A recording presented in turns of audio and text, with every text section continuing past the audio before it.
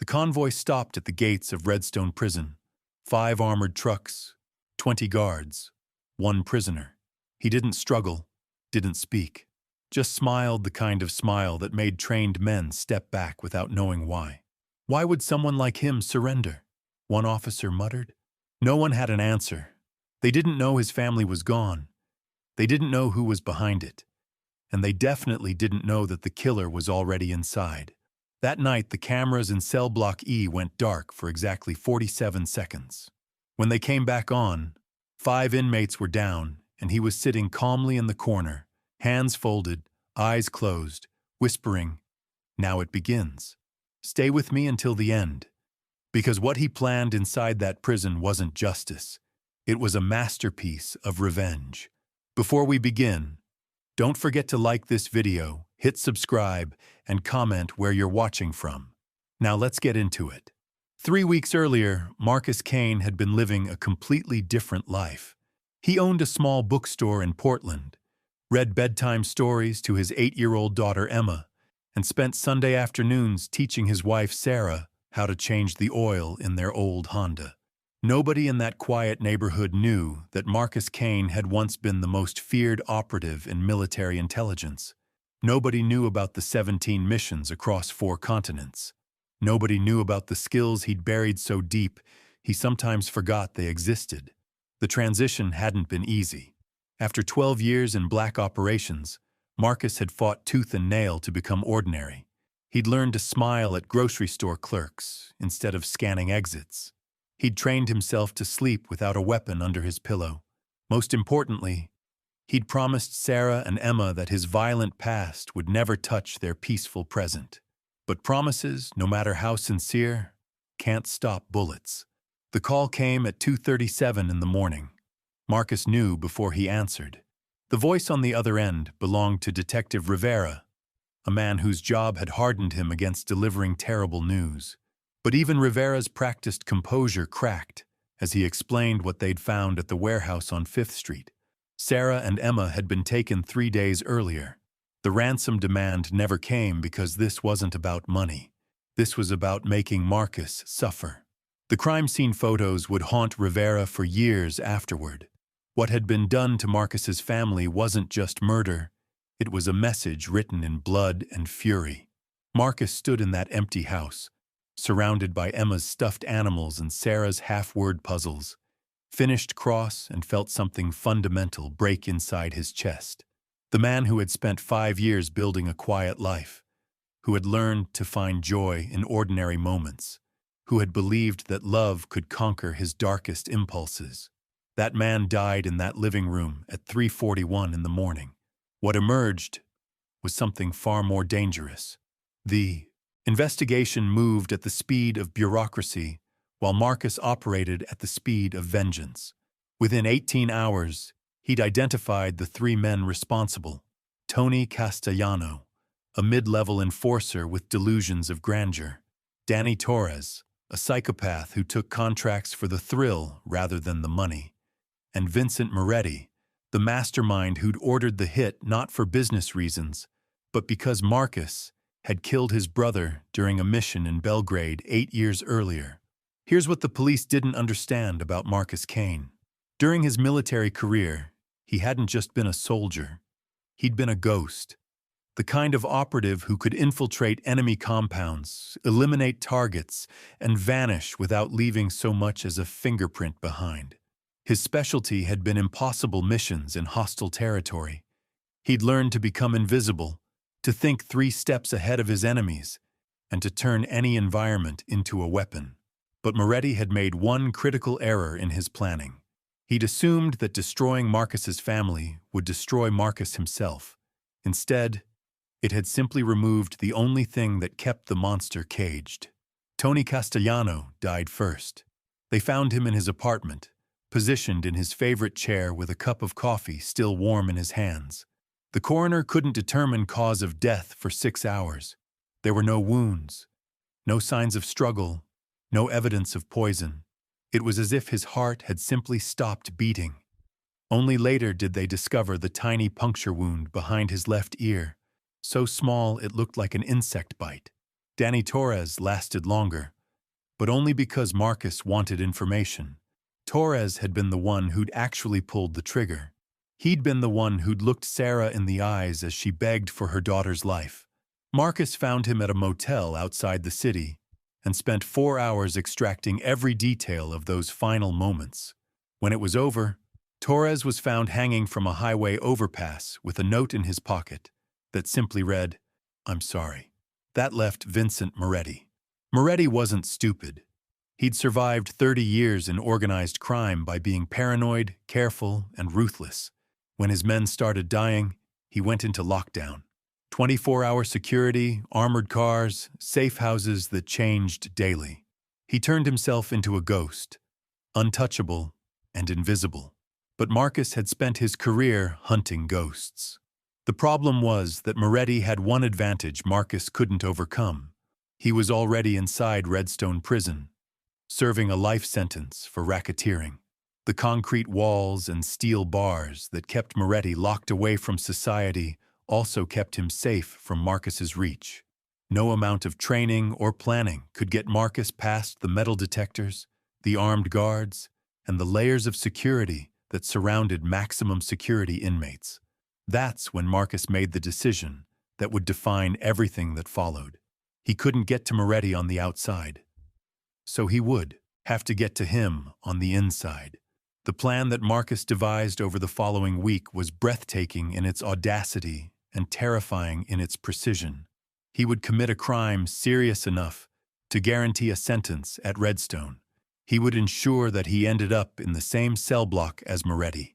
And then, when the opportunity presented itself, he would complete his mission. But it couldn't be just any crime. It had to be calculated perfectly. Too minor, and he'd end up in minimum security or county jail. Too major, and he'd be placed in solitary confinement, where he'd never get near Moretti. The crime had to be serious enough to impress the other inmates, but not so violent that the guards would mark him as a high-risk prisoner. Marcus spent 3 days studying Redstone's intake procedures, security protocols, and housing assignments. He learned about the guards' shift changes, the inmates' daily written rules that governed life routines, and the UN behind bars.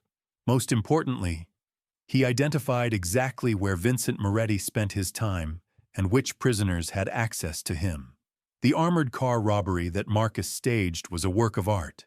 He targeted a vehicle carrying $2 million in casino earnings, disabled the guards with non-lethal precision, and made off with enough money to guarantee a long sentence.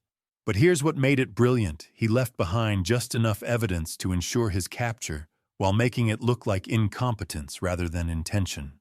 The FBI task force that arrested him 3 days later thought they'd caught an amateur, a grieving father who'd snapped and made stupid mistakes. They had no idea they'd captured a predator who was exactly where he wanted to be. During processing, Marcus played his role perfectly. He was quiet but not suspicious, cooperative but not eager. He answered their questions with the defeated resignation of a man who'd lost everything and no longer cared about consequences. The psychological evaluation classified him as a low-risk prisoner suffering from acute grief-related depression. Everything went according to plan until the moment Marcus walked into cell block E and saw Vincent Moretti for the first time in 8 years. Moretti had aged badly. Prison had hollowed out his cheeks and turned his hair white, but his eyes still held the same cold intelligence that had made him dangerous on the streets. He was holding court in the common area, surrounded by a carefully chosen circle of associates and enforcers. When he saw Marcus, those intelligent eyes widened with recognition and something that might have been fear. But Moretti recovered quickly. He whispered something to the man beside him, and within minutes, Marcus understood that his reputation had preceded him. The other inmates began to watch him with a mixture of curiosity and wariness. Word traveled fast in prison, and by dinner time, everyone in cell block E knew that the quiet man in cell 47 had once been military intelligence. That first night, as Marcus lay on his narrow bunk staring at the ceiling, he realized that his plan had a flaw. Moretti wasn't going to wait for Marcus to make the first move. He was going to try to eliminate the threat before it could materialize. The attack came sooner than expected. Marcus was returning from the library when 5 inmates cornered him in a blind spot between the cell blocks. They moved with the practiced coordination of men who'd done this before. No words, no warnings, just sudden violence designed to send a message. But they'd made a critical error. They'd assumed that 8 years of civilian life had made Marcus soft. The first man went down before he could draw his shank. Marcus caught his wrist, twisted until bones snapped, and used the falling body to block the second attacker's view. The improvised weapon clattered across the floor as Marcus flowed into the space between them, like water finding cracks in stone. What happened next lasted exactly 47 seconds. When the security cameras came back online, 5 inmates were unconscious on the floor, and Marcus was sitting calmly in the corner, hands folded, eyes closed, whispering words that the microphones couldn't quite catch. Now it begins. The guards who responded to the incident found Marcus exactly where the cameras showed him. He offered no resistance as they secured the scene and called for medical assistance. When questioned about what had happened, he simply said that he'd defended himself and hoped the other men would be okay. But the message had been sent to every inmate in cell block E. Marcus Kane wasn't just another prisoner. He was something far more dangerous, and he was here for a reason. Vincent Moretti received the news in his cell with the kind of calm that comes from years of calculated violence. He understood now that Marcus hadn't come to prison by accident. This was a hunt, and Moretti was the prey. The game had begun. Over the next 72 hours, word spread through Redstone like wildfire. The new guy in 47 wasn't just dangerous. He was surgical, precise, the kind of man who could end 5 careers in under a minute without breaking a sweat. But here's what nobody understood yet. Marcus wasn't trying to build a reputation. He was studying the ecosystem.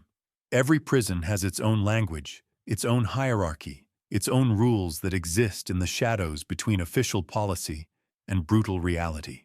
Marcus spent those first days mapping the invisible networks that really controlled cell block E, who owed favors to whom, which guards could be bought and which ones couldn't, where the real power lived behind the official organizational chart.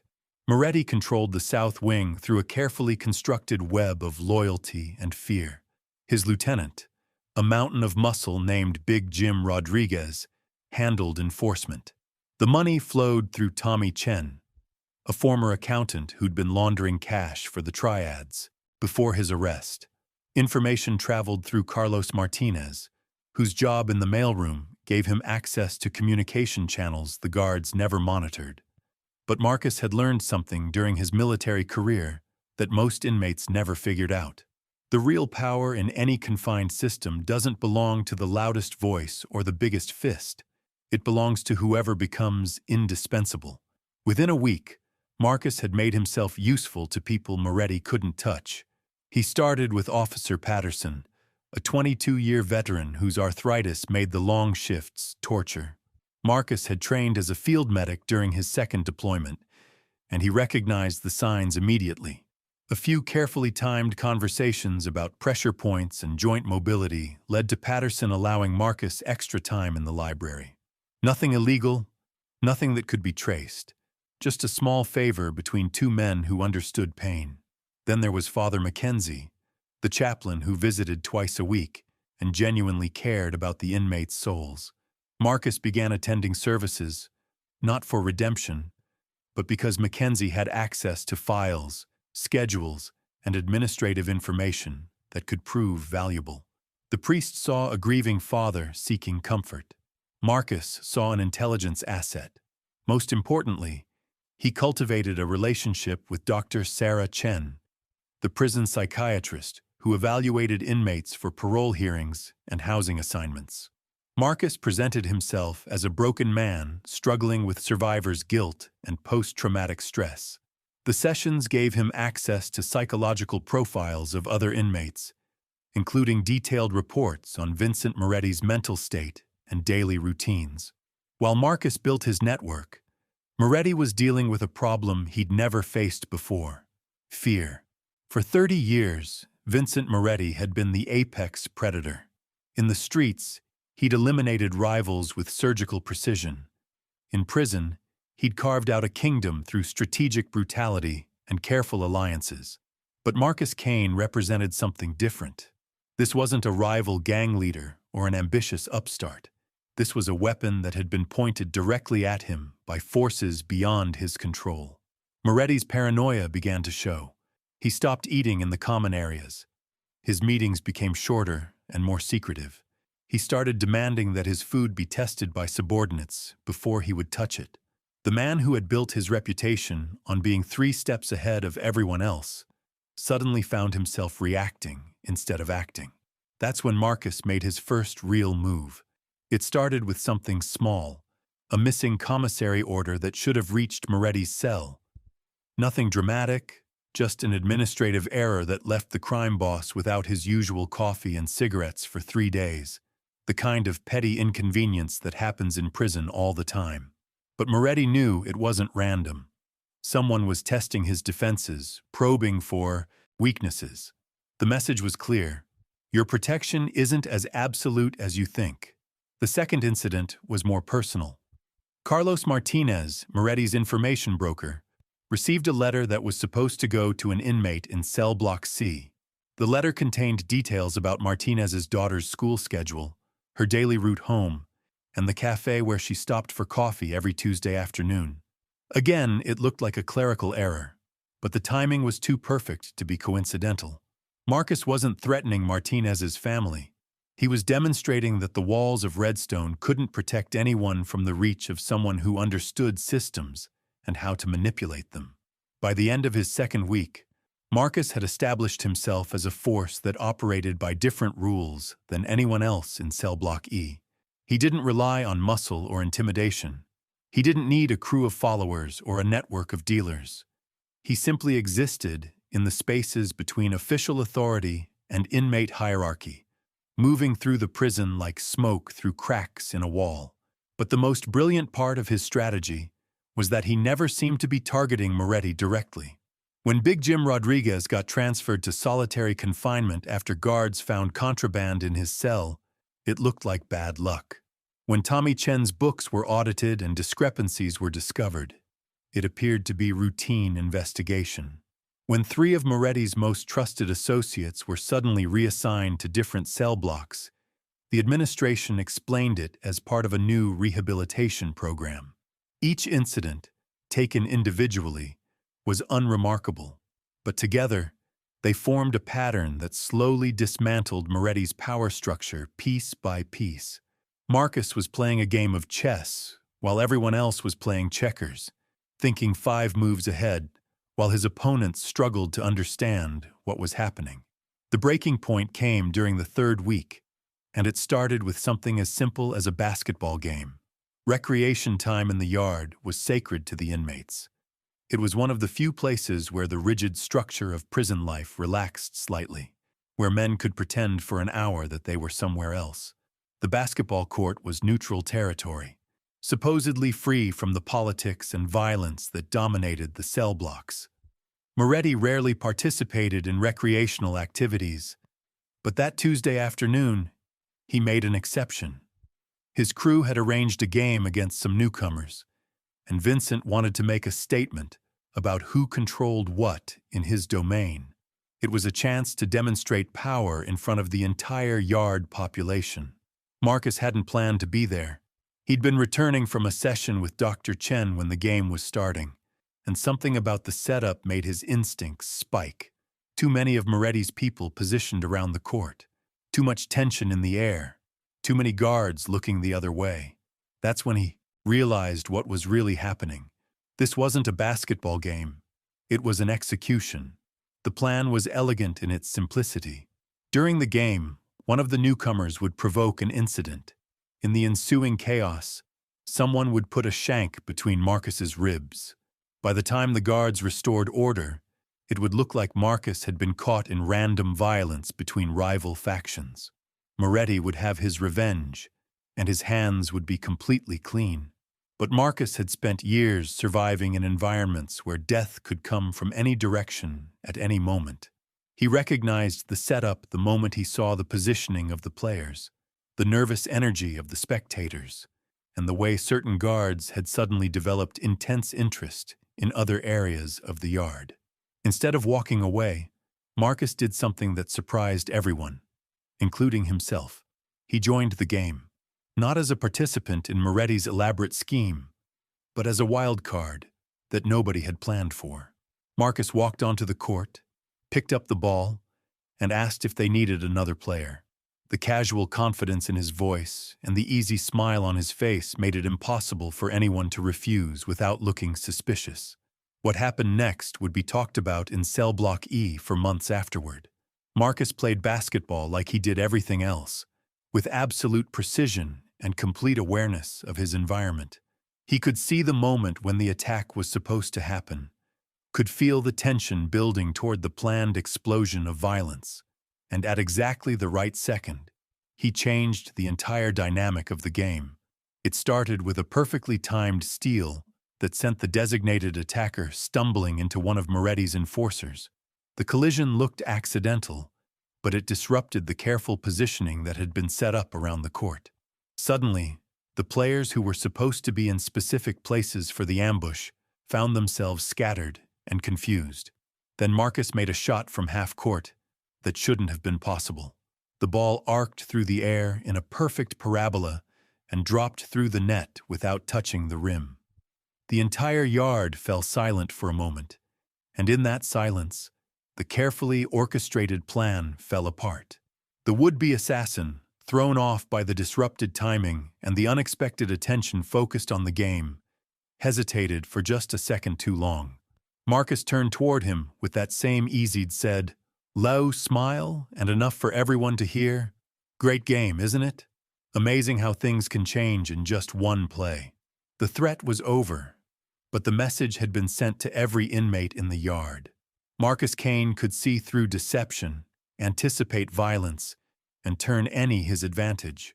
More situation too importantly, he could do it all while making it look effortless. Vincent Moretti watched from the sidelines as his carefully planned execution dissolved into nothing. For the first time in 30 years, he'd been outmaneuvered by an opponent who seemed to operate by rules he didn't understand. That night, as Marcus lay in his cell listening to the sounds of the prison settling into darkness, he allowed himself a moment of satisfaction. Phase 1 of his plan was complete. He'd established his position, dismantled Moretti's network, and demonstrated his capabilities without ever making a direct move against his target. But the real work was just beginning, because Marcus hadn't come to Redstone just to destroy Vincent Moretti's power. He'd come to destroy Vincent Moretti himself, and everything that had happened so far was just preparation for what came next. The hunt was about to begin in earnest. The next morning brought news that rippled through Redstone like electricity through water. Vincent Moretti had requested a meeting with the warden, not through his usual channels, not through his lawyer, but through an emergency petition that cited immediate threats to his personal safety. Warden Hayes had been running maximum security facilities for 15 years, and he'd never seen Moretti show fear. The crime boss had survived 3 assassination attempts, 2 riots, and countless challenges to his authority without ever asking for protection. But here he was, sitting across from Hayes's desk with hands that trembled just enough to betray his desperation. "There's a man in Cell Block E," Moretti began, his voice carrying none of its usual commanding presence. "Marcus Kane. He's not what he appears to be." Hayes consulted the file on his desk. "Kane's been a model prisoner. No incidents, no violations. The only altercation was self-defense against 5 attackers." "That's exactly my point." Moretti leaned forward, his eyes darting toward the door, as if expecting Marcus to materialize from thin air. "Do you understand what it takes to put down 5 men in under a minute without weapons? Without backup?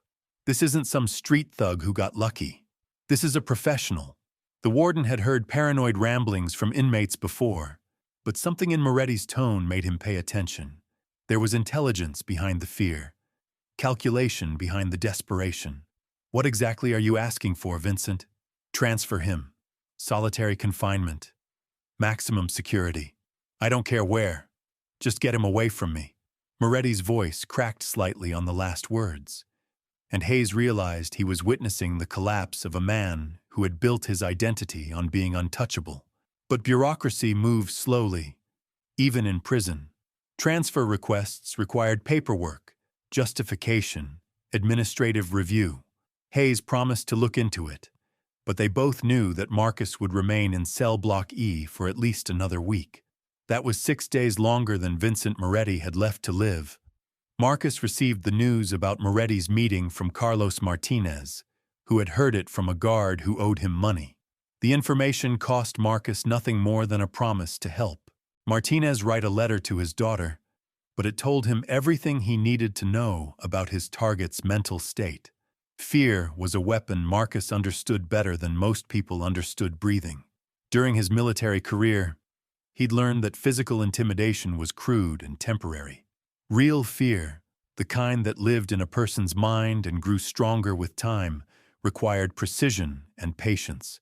It required understanding exactly what your target valued most and then demonstrating that those things could be taken away at any moment. For Vincent Moretti, what mattered most was control. For 30 years, he'd built his identity around being the man who decided who lived and died, who prospered and who suffered. Prison hadn't changed that. If anything, it had concentrated his power into a smaller, more manageable space where his influence was absolute. Marcus had spent 3 weeks systematically dismantling that control, piece by piece, until Moretti was left staring at the wreckage of everything he thought made him untouchable. But destroying someone's power wasn't the same as destroying the person. That required something more personal. It required making them understand exactly why they were going to die.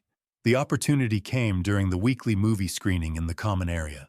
It was one of the few times when inmates from different factions mixed freely, when the rigid territorial boundaries that governed daily life relaxed enough to allow casual interaction. Most prisoners looked forward to these screenings as a break from the monotony of incarceration. Marcus had never attended before, but that Friday evening, he appeared in the common area just as the guards were setting up the equipment. He chose a seat 3 rows behind Vincent Moretti, close enough to be noticed, but far enough away to avoid appearing threatening. The movie was an old Western, something about justice and revenge in a lawless frontier town. Marcus watched Moretti more than the screen, studying the way Hayes' target tensed whenever Shoulder's gunfire erupted from the speakers, how his hands clenched during scenes of violence, how his eyes darted around the room during quiet moments. Halfway through the film, during a scene where the hero confronted the man who had killed his family, Marcus leaned forward just enough for his voice to carry to Moretti's ears. "Interesting how some stories never change," he said quietly. "A man loses everything he loves, spends years planning his revenge. In the end, justice always finds a way." Moretti didn't turn around, but Marcus could see his entire body go rigid. The crime boss understood that this wasn't casual conversation. This was a confession, a promise, and a death sentence all wrapped into 3 simple sentences. After the movie ended and the inmates began filing back to their cells, Moretti finally turned to look at Marcus directly. For a moment, the 2 men studied each other across the emptying common area. Predator and prey, hunter and hunted, past and future. "You think you know me," Moretti said, his voice barely above a whisper, "but you have no idea what you're dealing with." Marcus smiled the same smile that had unnerved the guards during his arrival. "I know you ordered the hit on my family because I killed your brother in Belgrade. I know you had them tortured for 3 days before Danny Torres put bullets in their heads. I know Sarah begged for Emma's life right up until the end." Each word hit Moretti like a physical blow. These weren't details that had been reported in newspapers or discussed in police interviews. These were private facts that only the men who had been in that warehouse could know. "I know you've spent 8 years thinking you got away with it," Marcus continued, his voice remaining perfectly calm and conversational. I know you believed these walls would protect you from the consequences of what you did. And I know that tomorrow night, during the shift change at 11:47, when Officer Patterson takes his smoke break and the cameras in the East Corridor cycle through their blind spot rotation, you're going to learn exactly how wrong you were. The specificity of the threat was what made it terrifying. This wasn't bluster or intimidation. This was a man describing an execution that had already been planned down to the minute. Moretti opened his mouth to respond, but Marcus had already turned and walked away, leaving the crime boss alone in the common area with the echo of his own mortality. That night, Vincent Moretti didn't sleep. He lay in his cell, staring at the ceiling, his mind racing through possibilities and escape routes that didn't exist. He'd built his career on being 3 steps ahead of his enemies, but Marcus Kane operated by rules that made traditional criminal thinking useless. How do you defend against an opponent who doesn't want money, doesn't fear death, and possesses skills that most people couldn't imagine? How do you negotiate with someone who's already lost everything that matters? How do you intimidate a man who spent 3 weeks demonstrating that prison walls and armed guards mean nothing to him? By morning, Moretti had his answer. You don't. Instead, you do something desperate and dangerous and probably stupid. You break the one rule that keeps maximum security prisons from descending into complete chaos. You arm yourself. The shank that found its way into Moretti's possession had been crafted by Miguel Santos, a lifer who'd turned weapon-making into an art form. The blade was 4 inches of sharpened steel wrapped in electrical tape, designed to penetrate clothing and flesh with minimal resistance. It was the kind of weapon that could end a fight before it began, if wielded by someone who knew how to use it. Moretti wasn't a knife fighter. His violence had always been administrative, carried out by subordinates while he maintained distance from the actual bloodshed. But desperation makes people attempt things they never thought possible. The plan was simple in its directness. During the evening meal, when the dining hall was crowded and chaotic, Moretti would approach Marcus from behind and end the threat with a single thrust between the ribs. It wasn't elegant or sophisticated, but it would be effective. What Moretti didn't understand was that Marcus had been expecting exactly this kind of desperate move for days. The dining hall at Redstone held 300 inmates during evening meal service. Long tables arranged in parallel rows, with guards stationed at regular intervals around the perimeter. It was controlled chaos, a carefully managed environment where potential violence simmered just beneath the surface of institutional routine. Marcus entered the hall at exactly 6:15, collected his tray from the service line, and selected a seat at a table in the center of the room. He positioned himself with his back to the wall and clear sight lines to all entrances, a habit from his military days that had become as natural as breathing. Vincent Moretti appeared 10 minutes later, moving through the room with the careful casualness of a man trying not to attract attention.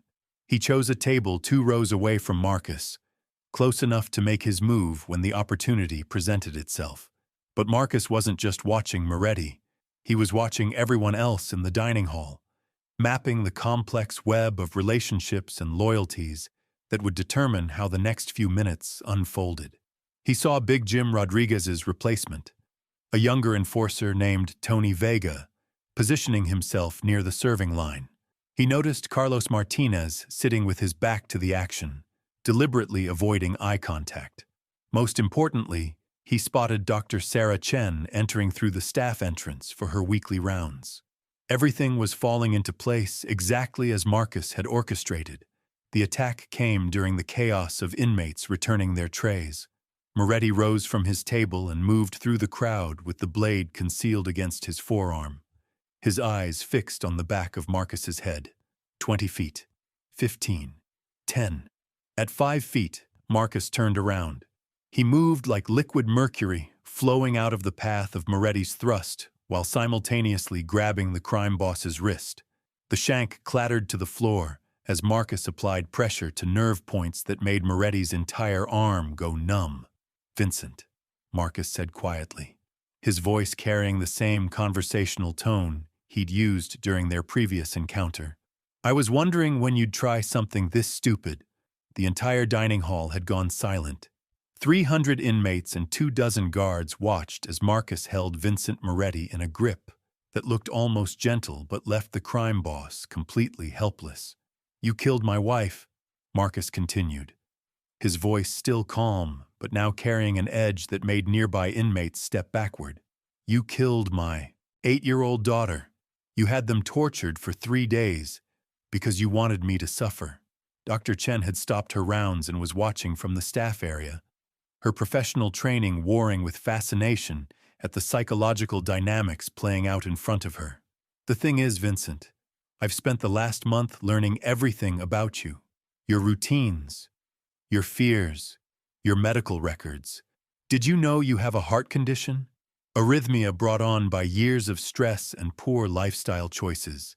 Dr. Martinez mentioned it during one of our sessions." Moretti's eyes widened as he realized what Marcus was telling him. The medical information wasn't public knowledge. It was supposed to be confidential, accessible only to authorized personnel. "The interesting thing about cardiac arrhythmia," Marcus continued, adjusting his grip slightly, "is how it can be triggered by sudden shock to the nervous system. A precise application of pressure to specific nerve clusters can cause the heart to simply stop beating. No violence, no weapons, no evidence of foul play." The dining hall remained frozen in absolute silence. Guards were reaching for their radios, but something about the scene made them hesitate. This wasn't typical prison violence. This was something else entirely. "But here's what's really fascinating," Marcus said, his voice dropping to a whisper that somehow carried to every corner of the room. "I'm not going to kill you that way. I'm not going to kill you at all." He released Moretti's wrist and stepped backward, leaving the crime boss standing alone in the center of the dining hall, with 300 witnesses watching his humiliation. "You see, Vincent, death would be mercy. Death would end your suffering. But what I've planned for you is so much worse than that." Marcus turned to address the entire dining hall, his voice now carrying the authority of someone accustomed to commanding attention. "Everyone in this room needs to understand something. Vincent Moretti killed my family, not in some territorial dispute or business deal gone wrong. He murdered a school teacher and an 8-year-old girl because he wanted to make me suffer. That makes him something worse than a criminal. That makes him a monster." The inmates began to murmur among themselves, and Marcus could see the shift in atmosphere as 300 dangerous men began to process what they'd just heard. Prison had its own code of justice, and harming children violated the most fundamental rules of that code. "I could have killed him a dozen different ways over the past month," Marcus continued, "but that wouldn't bring Sarah and Emma back. That wouldn't balance the scales. So instead, I'm going to let all of you decide what Vincent Moretti's life is worth." He picked up the shank from the floor and placed it on the table next to Moretti. "There's your weapon, Vincent. You wanted to end this with violence? Go ahead. Try again. But understand that every man in this room now knows exactly what you are. Every guard, every administrator, every person who might have protected you now understands that you're not just a criminal. You're something that doesn't deserve to breathe the same air as decent people." Marcus walked toward the exit, pausing only to address the room one final time. "I'm going back to my cell now. I'm going to read a book, maybe write a letter, then go to sleep. And tomorrow morning, I'm going to wake up knowing that Vincent Moretti is going to spend whatever time he has left in this place, looking over his shoulder, wondering which of you will be the one to finally give him what he deserves." The dining hall erupted into chaos the moment Marcus disappeared through the doorway.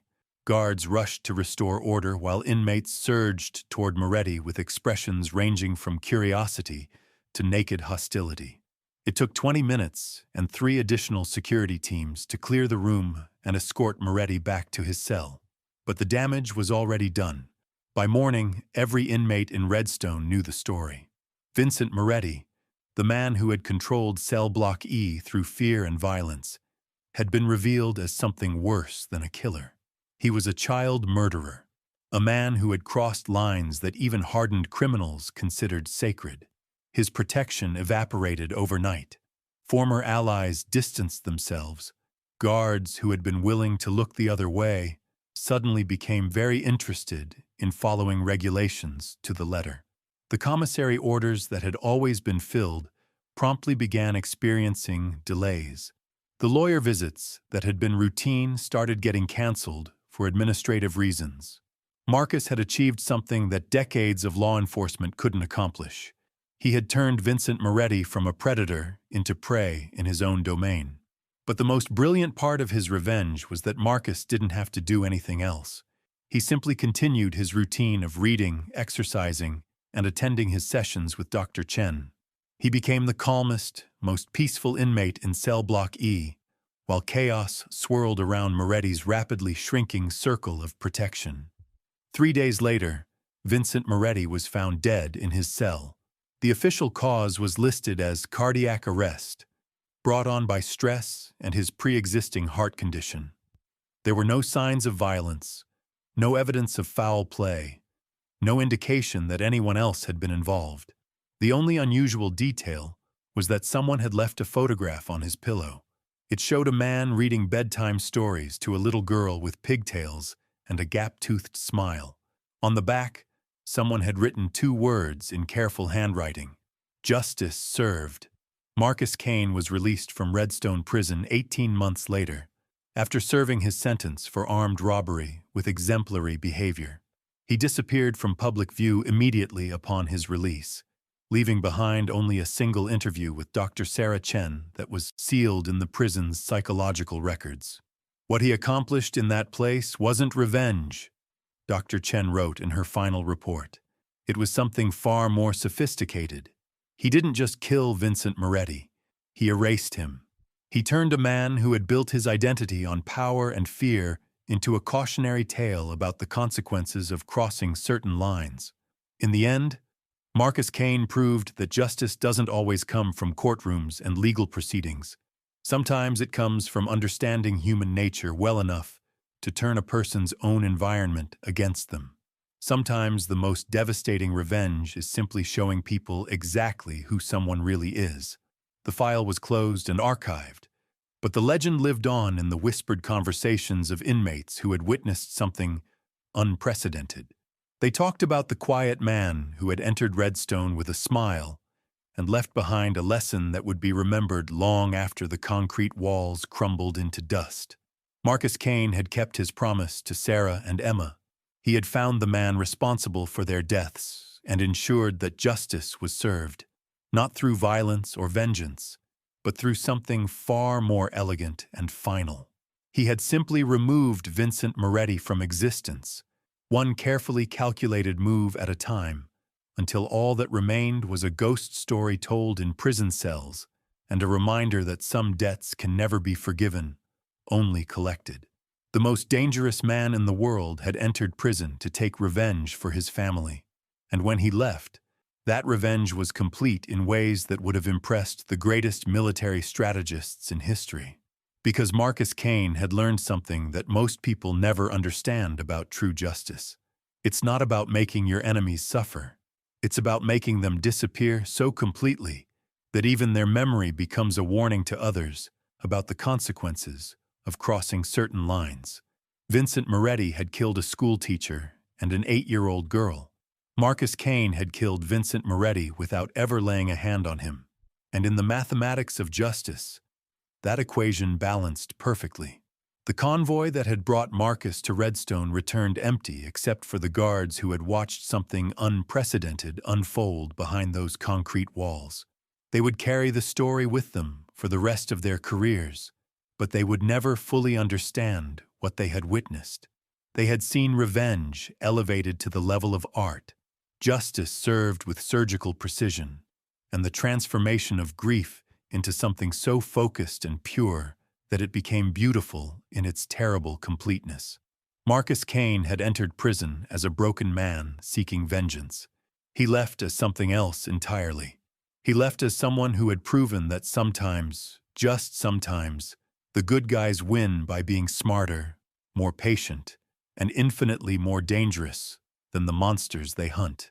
And somewhere in Portland, in a small cemetery overlooking the river, two headstones mark the graves of Sarah and Emma Kane, beloved wife and daughter, whose deaths had finally been answered by a justice too perfect for any courtroom to deliver.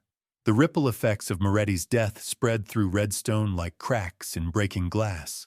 Within hours, the delicate balance of power that had governed Cell Block E for years began to collapse. Alliances crumbled, territories shifted, and men who had lived by the sword suddenly found themselves wondering if they would die by it. But Marcus Kane remained untouched by the chaos swirling around him. He continued his daily routine with the same methodical precision that had characterized every aspect of his mission. Morning exercises, library time, meals eaten in quiet solitude, sessions with Dr. Chen where he discussed his progress toward rehabilitation with the earnestness of a man genuinely seeking redemption. The guards began to view him differently. Officer Patterson, whose arthritis had been eased by Marcus's medical knowledge, started including him in casual conversations about books and current events.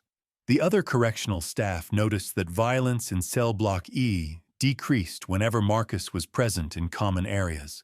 Inmates who might have started fights instead found themselves engaged in quiet discussions about philosophy, literature, or the complexities of human nature. It was as if Marcus had become a stabilizing force in an environment designed to break men down. But those who looked closely could see something else in his eyes, a satisfaction that went deeper than simple revenge. He had accomplished something that transcended personal vendetta and entered the realm of perfect justice. Dr. Chen documented this transformation in her weekly reports.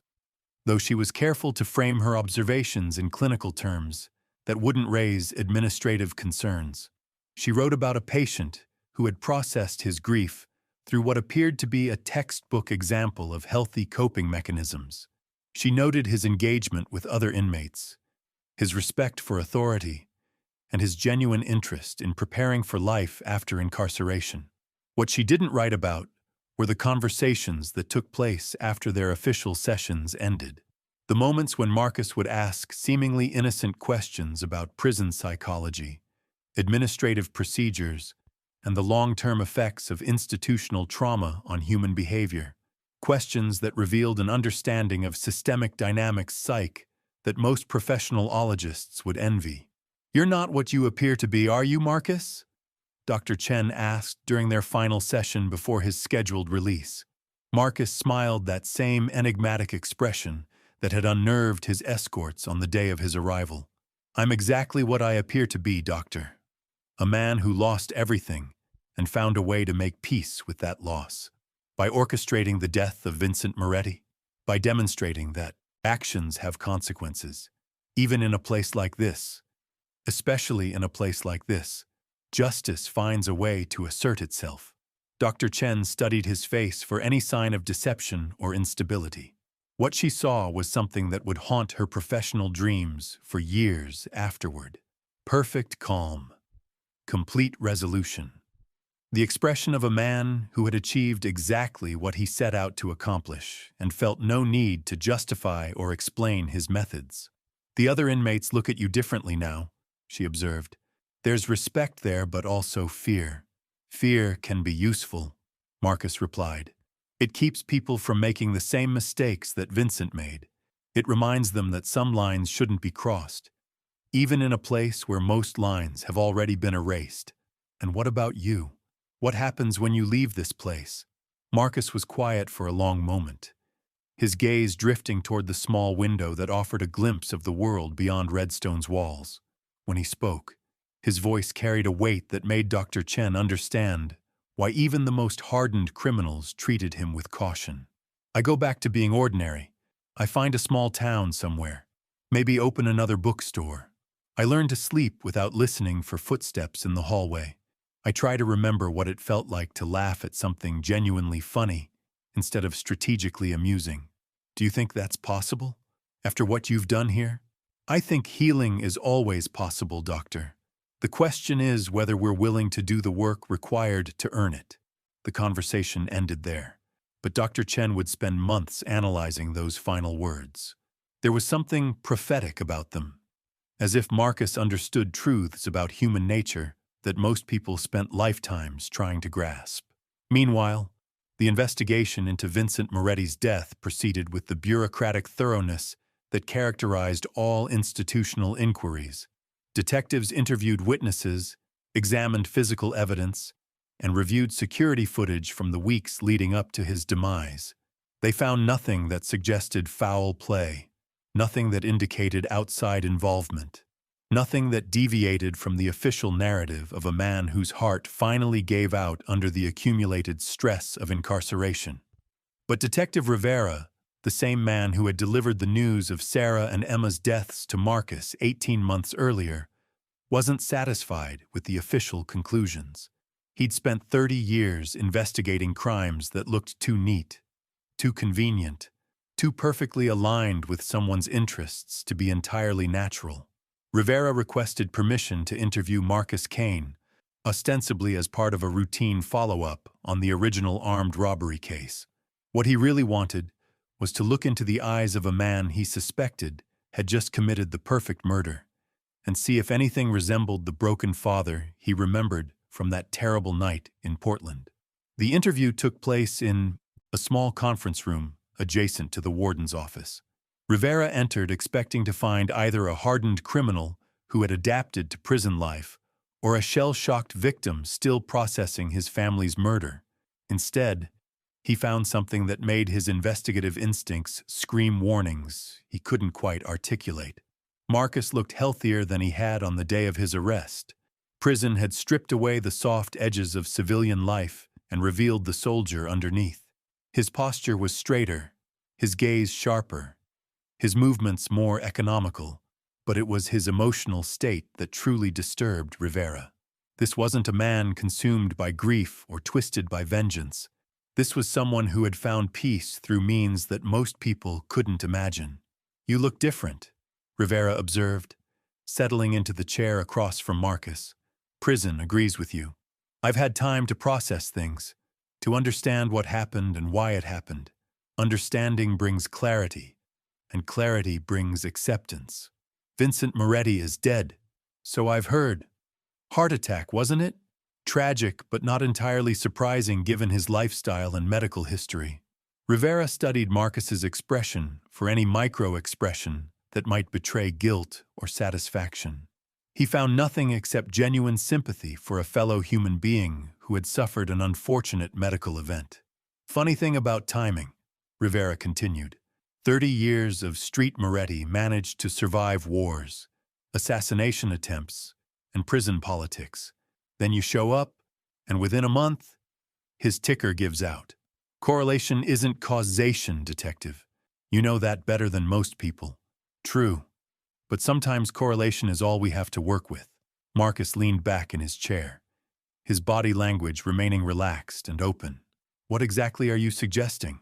"I'm suggesting that Marcus Kane, grieving father and amateur criminal, couldn't have orchestrated what happened to Vincent Moretti. But Marcus Kane, former military intelligence operative with specialized training in psychological warfare and targeted elimination, absolutely could have." The silence that followed lasted exactly 13 seconds. Rivera counted them, watching Marcus's face for any reaction to having his classified background exposed. What he saw was mild surprise, followed by something that might have been impressed approval. "That's very good detective work," Marcus said finally. "Most people never dig that deep into sealed military records. Most people aren't investigating the suspicious death of a high-profile crime boss. Care to explain why a decorated special operations veteran was running a small bookstore in Portland?" "Because I was tired of being someone whose job was ending other people's lives. Because I wanted to build something instead of destroying things. Because I met a woman who made me believe that I could be better than the sum of my worst actions." The pain in Marcus's voice was genuine, and Rivera felt his suspicions waver slightly. But 30 years of police work had taught him that the most dangerous criminals were often the most sympathetic ones. And when that life was taken away from you, I reverted to type. I became the weapon I'd spent 5 years trying not to be. Rivera leaned forward, sensing an opening. So you're admitting that you killed Vincent Moretti? I'm admitting that Vincent Moretti died because of choices I made. Whether that constitutes murder in a legal sense is a question for people much smarter than me. That's a very careful distinction. It's an honest one. I didn't put my hands on Vincent Moretti. I didn't administer poison or tamper with his medication or arrange for someone else to harm him. But I did create the circumstances that led to his death, and I did so with full knowledge of what the likely outcome would be. Rivera felt like he was trying to arrest smoke. Every question led to answers that were simultaneously confessions and denials, admissions that contained no actionable evidence. Why are you telling me this? Because you deserve the truth. You were the one who had to deliver the worst news of my life. You were the one who saw what those animals did to Sarah and Emma. You understand better than anyone why Vincent Moretti needed to face consequences for his actions. Justice isn't supposed to work this way. No, it isn't. Justice is supposed to work through courts and juries and legal procedures that protect the innocent while punishing the guilty. But sometimes the system fails. Sometimes monsters slip through cracks that are too wide and hide behind walls that are too high. And sometimes ordinary people have to find extraordinary ways to balance scales that have been tilted too far in the wrong direction. Rivera closed his notebook and stood up, recognizing that this conversation had reached its natural conclusion. He'd learned everything he was going to learn, and none of it could be used to build a case that would survive in court. For what it's worth, he said, extending his hand toward Marcus. I'm sorry about your family. What happened to them was evil, and the men responsible deserved whatever they got. Marcus shook the detective's hand with a grip that conveyed strength without aggression. Thank you for saying that. It means more than you know. As Rivera left Redstone Prison, he found himself thinking about justice and law and the sometimes unbridgeable gap between them. Vincent Moretti had ordered the torture and murder of an innocent woman and child, but the legal system had been powerless to hold him accountable. Marcus Kane had found a way to deliver consequences that no court could impose, but his methods existed in a moral gray area that made Rivera uncomfortable as both a police officer and a human being. The detective would file his report, stating that no evidence of criminal activity had been discovered in connection with Moretti's death. He would recommend that the case be closed and the official cause of death remain unchanged. But he would spend sleepless nights wondering whether he had just witnessed perfect justice or the most sophisticated murder in criminal history. Marcus's release date arrived with the same bureaucratic efficiency that had characterized his entire incarceration. He processed out through the same doors where he'd entered, collected his personal effects from the same storage facility, and signed the same forms that returned his civilian identity. But the man who walked out of Redstone Prison bore little resemblance to the broken father who had entered 18 months earlier. The difference wasn't physical, though prison had certainly changed his body. The difference was in his eyes. The haunted look of a man drowning in grief had been replaced by something harder to define. Peace, perhaps, but peace earned through methods that most people would find disturbing. Dr. Chen watched him leave through her office window, and she found herself thinking about their final conversation. Marcus had spoken about returning to ordinary life, about opening another bookstore and learning to laugh again. But she wondered if such a transition was truly possible for someone who had demonstrated the capacity for such calculated and perfect revenge. 3 months after his release, Marcus Kane purchased a small bookstore in a town called Cedar Falls, population 8,047, located in a state far from Oregon and the memories buried there. He renovated the space with the same methodical attention to detail that had characterized his prison mission, creating an environment that was both welcoming and secure. The locals found him polite but reserved, knowledgeable about literature but reluctant to discuss his past. He recommended books with uncanny accuracy, somehow knowing exactly what each customer needed to read at that particular moment in their lives. Children felt safe in his presence, and their parents appreciated his genuine interest in fostering young minds. But sometimes, late at night when the store was closed and the streets were empty, Marcus would sit in his apartment above the shop and think about the choices he'd made. He would remember Sarah's laugh and Emma's bedtime questions and the weight of Vincent Moretti's fear in that prison dining hall. He would consider the mathematical precision of his revenge and wonder if the scales of justice had truly been balanced or if he had simply created a new kind of imbalance. The nightmares had stopped. The hypervigilance had faded. The rage that had consumed him for so long had been replaced by something that felt almost like contentment. But Marcus understood that peace earned through violence, no matter how justified, carried its own price. He had achieved what he set out to accomplish. Vincent Moretti was dead, his family was avenged, and the world was marginally safer without a monster who preyed on innocent people. But the methods he'd employed to achieve that goal had revealed aspects of his own nature that he would spend the rest of his life trying to understand. In quiet moments, Marcus would remember Dr. Chen's question about whether healing was possible after what he'd done. His answer remained the same. Healing was always possible for those willing to do the work required to earn it. But he was beginning to understand that the work might be more complicated than he'd initially realized. Because Marcus Kane had entered Redstone Prison as the most dangerous man in the world, and he had used that danger to serve justice in ways that legal systems couldn't match. But the question that haunted his peaceful new life was whether someone capable of such perfect revenge could ever truly become ordinary again. The bookstore thrived, the community welcomed him, and Marcus built relationships based on genuine human connection, rather than strategic manipulation. But late at night, when sleep eluded him, he would sometimes catch himself analyzing the behavioral patterns of his customers, noting the defensive positions of local law enforcement, and calculating the most efficient methods for neutralizing potential threats. Old habits died hard, especially when those habits had been forged in the crucible of military training and perfected in the pursuit of perfect justice. Marcus Kane had proven that sometimes the most dangerous man in the world was exactly what society needed to balance scales that couldn't be balanced any other way. But he had also proven that some transformations, once undertaken, could never be completely undone. The quiet bookstore owner in Cedar Falls would always carry within him the capacity for calculated violence that had served justice in a maximum security prison. The question was whether that capacity would remain dormant or whether circumstances would someday require him to become dangerous again.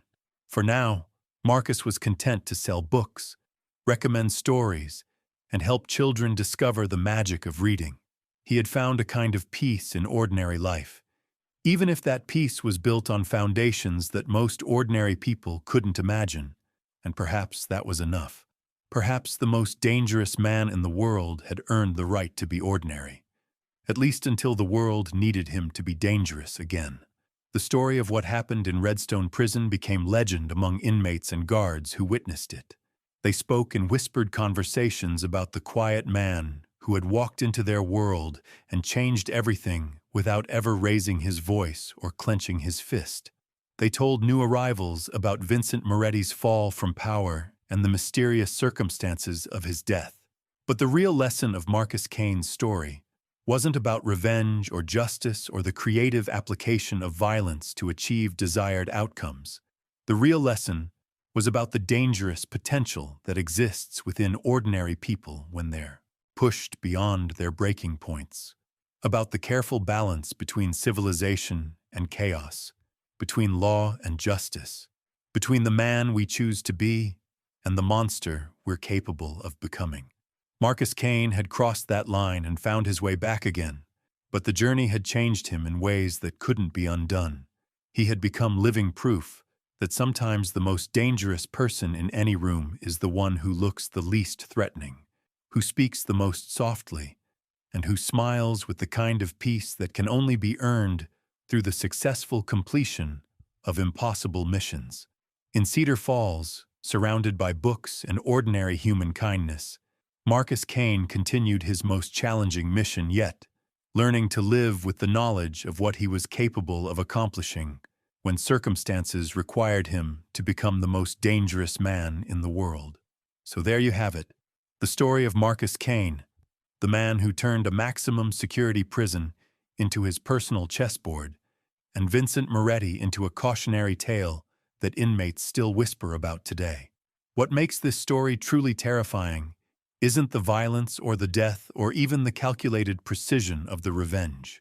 It's the realization that Marcus never stopped being ordinary. He didn't transform into some Hollywood action hero or comic book vigilante. He remained exactly what he appeared to be, a quiet man who understood systems better than the people running them. Think about that for a moment. Every day you encounter people who seem perfectly normal, perfectly safe, perfectly predictable. But how many of them are carrying skills, knowledge, or motivations that you couldn't begin to imagine? How many quiet bookstore owners have the capacity to dismantle entire criminal organizations without ever throwing a punch? Marcus Kane proved something that most of us prefer not to think about. The most dangerous people in the world aren't the ones who look dangerous. They're the ones who've learned to hide their capabilities behind smiles and small talk and genuine human kindness. They're the ones who can calculate 17 different ways to end your life while helping you pick out a birthday gift for your daughter. But here's what's really fascinating about this whole story. Marcus didn't just get revenge. He got perfect revenge. Moretti didn't just die. He was erased so completely that even his memory serves as a warning to others about the consequences of crossing certain lines. That's not justice in any legal sense. That's something far more sophisticated and infinitely more final. The question that haunts me isn't whether Marcus was right or wrong. The question is how many other Marcus Kanes are out there, living ordinary lives, waiting for someone to make the mistake of taking away everything they love. How many quiet neighbors and friendly shopkeepers and helpful strangers possess the knowledge and skills to turn any environment into a weapon? Maybe that's the real lesson here. Maybe the most important thing we can learn from Marcus Kane's story isn't about revenge or justice or the creative application of violence. Maybe it's about treating people with the respect and dignity they deserve, not because we fear what they might be capable of, but because it's the right thing to do. Because you never know when that ordinary person you just cut off in traffic, or insulted at the grocery store, or threatened in some petty way, might be someone who spent their entire career learning how to solve problems that most people can't even comprehend. You never know when your casual cruelty might be the thing that awakens something in someone that was better left sleeping. Marcus Kane entered Redstone Prison to balance scales that couldn't be balanced any other way. He achieved perfect justice through methods that exist in the gray areas between law and morality. And then he disappeared back into ordinary life, carrying with him the knowledge that sometimes, just sometimes, the good guys win by being infinitely more dangerous than the monsters they hunt. That's a story worth remembering. That's a lesson worth learning. And that's why, even now, in a small bookstore in Cedar Falls, customers feel a little safer knowing that the quiet man behind the counter has seen the darkness and chosen to stand in the light.